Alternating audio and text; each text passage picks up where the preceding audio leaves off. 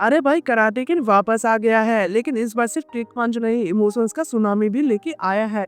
जैकी चैन और राफ मैकियो एक ही स्क्रीन पर। जो कराटे किड फैन है उनके लिए ये मूवी एक सेलिब्रेशन है, और जो नए हैं तुम्हारे लिए ये एक धमाकेदार एंट्री पॉइंट है इस लेजेंड में। तो चलो शुरू करते हैं ये रिव्यू, जिसमें तुम्हें मिलेगा फुल एंटरटेनमेंट, एनालिसिस और एक ऑनेस्ट वर्डिक्ट, और लास्ट में प्रोज एंड कॉन्स भी। तो वीडियो को पूरा देखना दोस्तों।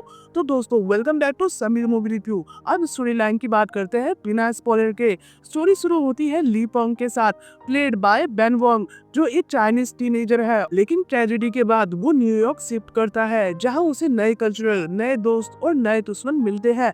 ली पहले अपने मार्शल आर्ट पार्ट से दूर भागता है, लेकिन जब एक दोस्त को उसकी हेल्प चाहिए होती है, वो वापस कॉम्बैट की दुनिया में खींच लिया जाता है। लेकिन ली के अंदर है एक मार्शल आर्ट्स का जज्बा, और उस जज्बे को सेव देते हैं दो पुराने लेजेंड, मिस्टर हान यानी जैकी चैन और डैनियल लाल रोसो यानी राफ मैकियो।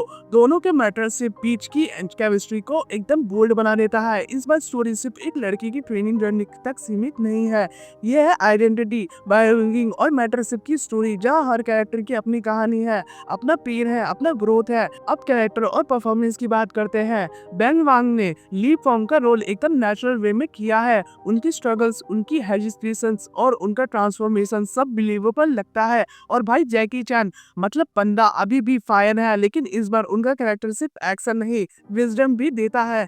डायलॉग डिलीवरी में मैच्योरिटी है, इमोशंस में डेप्थ है। राफ मैकियो ने डैनियल लारुसो का रोल में एक मेंटर का फुल जस्टिस किया है। तुम्हें ऐसा लगेगा जैसे मिस्टर मियाली का रूल एज कैरेक्टर में घुस गई हो। सैडी स्टेलिन ने मिया का रोल किया है, एक कॉन्फिडेंट स्मार्ट लड़की जिसे सिर्फ साइड लव इंटरेस्ट बना के नहीं छोड़ा गया। उनके कैरेक्टर भी अपने आप में स्ट्रांग है। और हाँ, विलन के बिना क्या मजा। अनामिस नाइट ने कॉर्नर डे का रोल किया है, एक क्रॉकी और एग्रेसिव राइवल जो ली को हर टर्न पे चैलेंज करता है।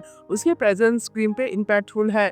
जोनाथन एंटविस्टल ने डायरेक्शन संभाला है, और काफी हद तक उन्होंने बैलेंस मेंटेन किया है। नॉस्ट्रेलिया और मॉडर्न स्टोरी टेलिंग के बीच उन्होंने न्यूयॉर्क की स्ट्रीट डोजो के वाइब और स्कूल इन्वायरमेंट को अच्छे से कैप्चर किया है।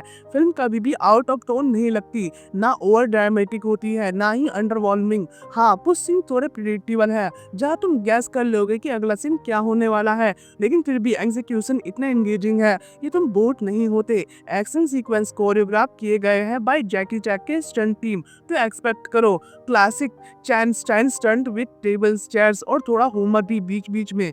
ट्रेनिंग मॉन्टेज और टूर्नामेंट सीन्स में कैमरा वर्क शार्प है। सबसे बड़ा सरप्राइज फिल्म का इमोशनल डेप्थ है। एक मोमेंट्स आता है जब ली पोंग अपनी माँ से टकराता है, क्योंकि वो अपने मार्शल आर्ट्स करियर को सीरियसली लेना चाहता है।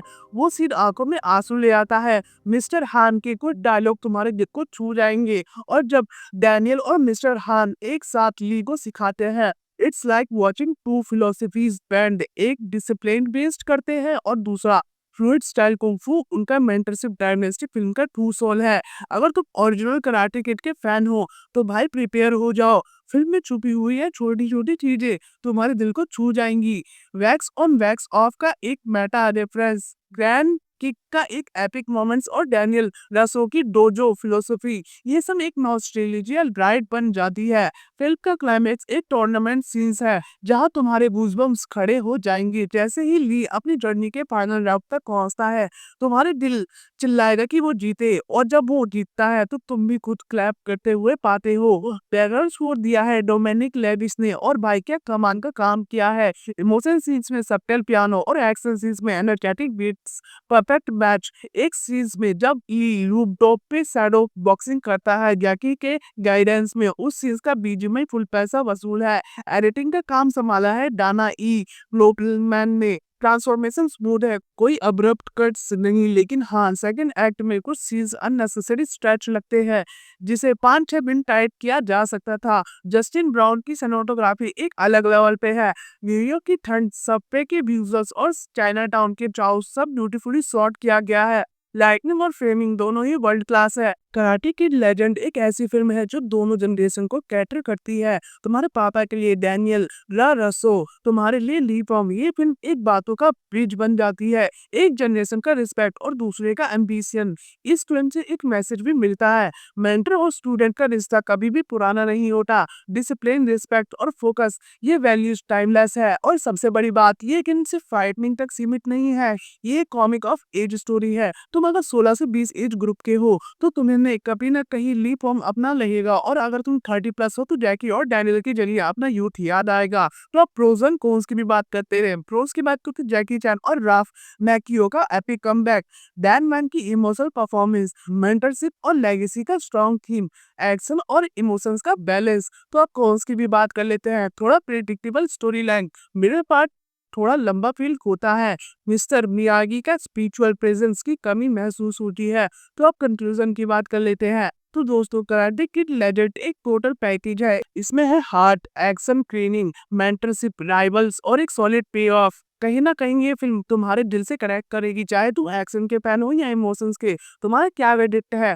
तुम्हें ये नया कराटे किड कैसा लगा? कमेंट्स में बताओ। वीडियो पसंद आया हो तो लाइक ठोको, शेयर करो और चैनल को सब्सक्राइब करके बेल आइकन दबा दो, क्योंकि यहाँ मिलता है तुम्हें फिल्म का असली रिव्यू बिना किसी फिल्टर के, फुल एंटरटेनमेंट के साथ। अगली बार एक और मूवी रिव्यू लेके लौटूंगा, तब तक के लिए गुड बाय।